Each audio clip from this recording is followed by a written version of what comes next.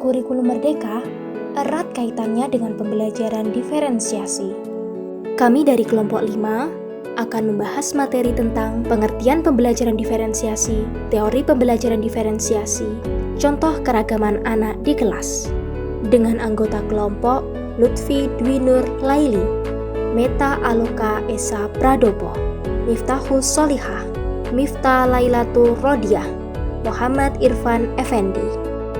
Pengertian pembelajaran berdiferensiasi. Menurut Tomlinson, 2001, pembelajaran berdiferensiasi adalah usaha untuk menyesuaikan proses pembelajaran di kelas untuk memenuhi kebutuhan belajar peserta didik sebagai individu. Atau bisa dikatakan juga bahwa pembelajaran berdiferensiasi adalah pembelajaran yang memberi keleluasan dan mampu mengakomodir kebutuhan peserta didik untuk meningkatkan potensi dirinya sesuai dengan kesiapan belajar, minat, dan profil belajar peserta didik yang berbeda-beda. Menurut Tomlinson 2001, pembelajaran berdiferensiasi memiliki 4 ciri. 1. Pembelajaran berfokus pada konsep dan prinsip pokok.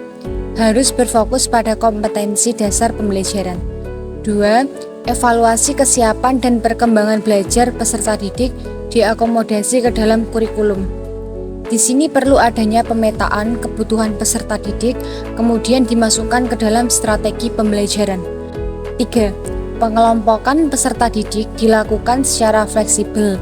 Misalnya, bisa secara mandiri, berkelompok, berdasarkan tingkat kecerdasan, berkelompok berdasarkan modalitas belajar, dan lain-lain. 4. Siswa secara aktif bereksplorasi di bawah bimbingan dan arahan guru. Pembelajaran berdiferensiasi ini berpusat kepada siswa. Teori yang melatar belakangi pembelajaran berdiferensiasi. Yang pertama, teori sistem ekologi. Teori sistem ekologi merupakan pandangan sosiokultural Ron van Brenner mengenai perkembangan yang terdiri atas 5 sistem yang meliputi mikrosistem, mesosistem, ekosistem, makrosistem, dan kronosistem. Mikrosistem merupakan kondisi yang melatar belakangi anak untuk hidup dan berinteraksi dengan orang lain. Mesosistem merupakan hubungan antara dalam mikrosistem, misalnya orang tua dan guru berinteraksi dalam sekolah. Ekosistem merupakan sistem yang berisi beberapa kondisi yang mempengaruhi perkembangan anak dalam suatu lingkungan. Makrosistem merupakan sistem yang berisikan nilai-nilai ideologi, hukum masyarakat, dan budaya politik yang mengelilingi mikrosistem, mesosistem, dan ekosistem. Yang terakhir yaitu kronosistem merupakan sistem yang menuntun perjalanan yang mencakup berbagai peristiwa hidup. Teori multiple intelligence atau dalam bahasa Indonesia biasa disebut sebagai kecerdasan majemuk yang dicetuskan dan dikembangkan oleh Howard Gardner, seorang psikolog perkembangan atau profesor pendidikan dari Graduate School of Education, Harvard University, Amerika Serikat. Definisi intelijensi menurut Gardner adalah kemampuan memecahkan persoalan sehingga menghasilkan produk dalam situasi nyata.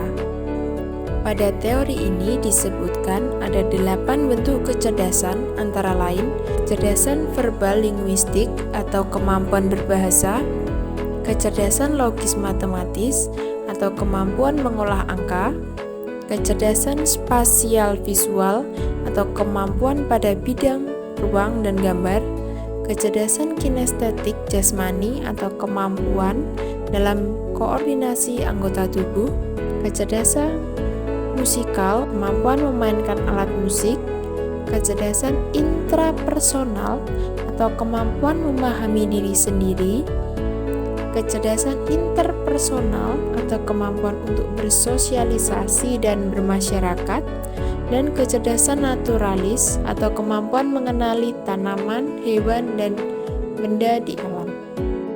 Teori yang ketiga yaitu Zone of Proximal Development adalah zona antara tingkat perkembangan aktual dan tingkat perkembangan potensial.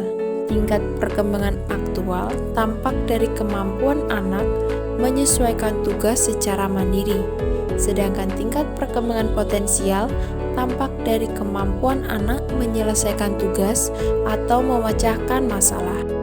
Selanjutnya yaitu learning modalities atau biasa dikenal dengan visual, auditory, dan kinestetik. Modalitas belajar visual merupakan penerimaan informasi melalui gambar.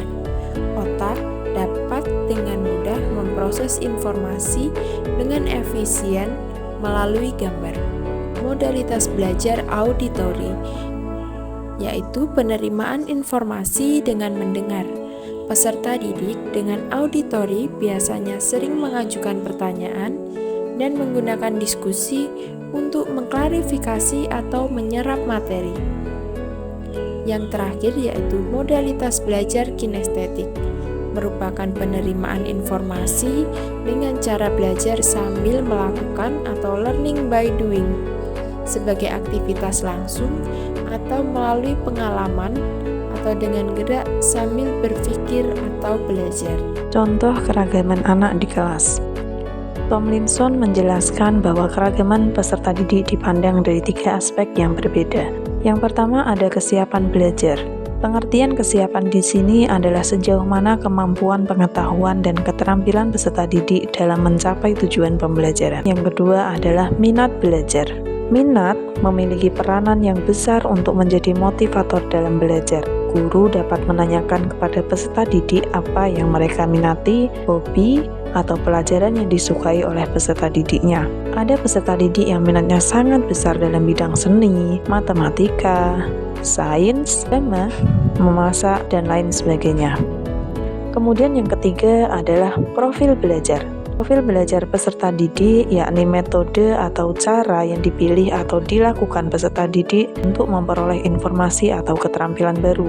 Bisa juga diartikan bahwa profil belajar peserta didik mengacu pada pendekatan atau bagaimana cara yang paling disenangi peserta didik agar mereka dapat memahami pelajaran dengan baik. Ada peserta didik yang senang belajar dalam kelompok besar, ada yang senang berpasangan atau kelompok kecil, atau ada juga yang senang belajar sendiri. Di samping itu, panca indera juga memainkan peranan penting dalam belajar peserta didik. Ada peserta didik yang dapat belajar lewat pendengaran saja atau biasa disebut dengan gaya belajar auditori, ada yang harus melihat gambar-gambar atau ada yang cukup melihat tulisan-tulisan saja disebut visual. Namun, ada pula peserta didik yang memahami pelajaran dengan cara bergerak, baik menggerakkan hanya sebagian atau seluruh tubuhnya, yang biasa kita kenal dengan gaya belajar kinestetik. Demikian pemaparan materi dari kelompok 5. Kurang lebihnya mohon maaf dan terima kasih atas perhatiannya.